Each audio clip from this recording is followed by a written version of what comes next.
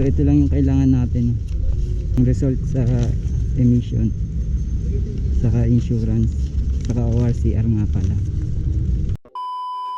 So papacheck na natin yung cellphone natin, ay yung cellphone, yung motor pala. Saan po?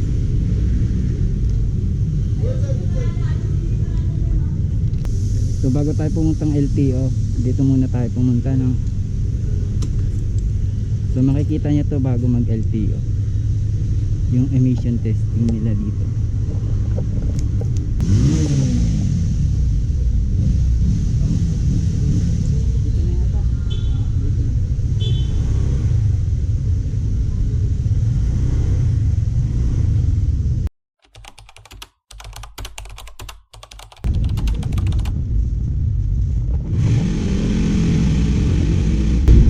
Magbabayad kayo ng device ng 590. Okay na po. Pinapabay tayo. Tinatawag ng mga number. Ito sir, oh. Hintayin lang natin tawagin yung number natin na number 25. So yun guys, nakuha na natin yung result ng PMBIS. So diretso na tayong LTO, no?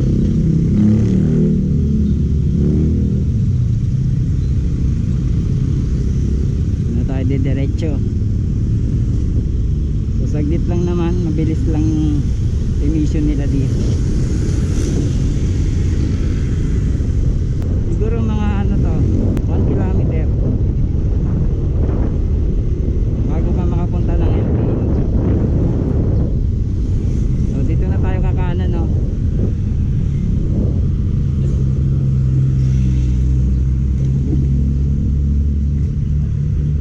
So didiretso tayo sa loob.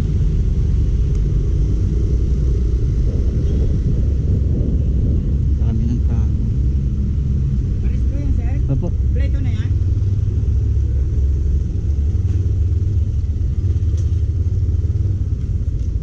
Okay na yun, boss? Okay na po. May mission ka na ba sa insurance?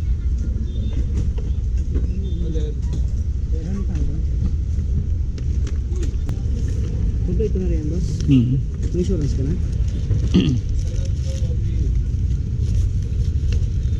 Yan lang padali mo sa isa lang po. So ito lang yung kailangan natin, yung result sa emission, saka insurance, saka ORCR nga pala.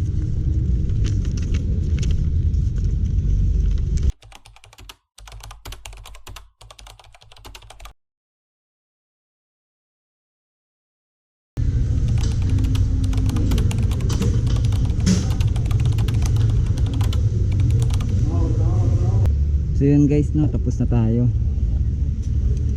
So yung gastos ko lang mga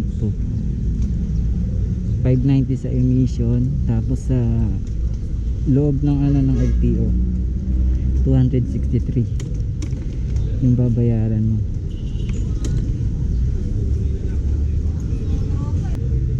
So dito nga pala walang masyadong pila, no, sa may Muntinlupa, Tunasan. So mabilis lang dito.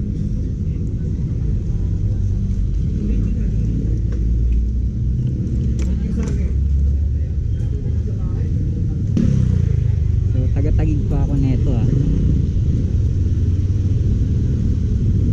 Pumunta pa ako dito Muntinlupa para lang magparehistro. Kasi sa Taguig bawal yung ano galing sa labas na insurance. Gusto nila dun kami kukuha sa kanila.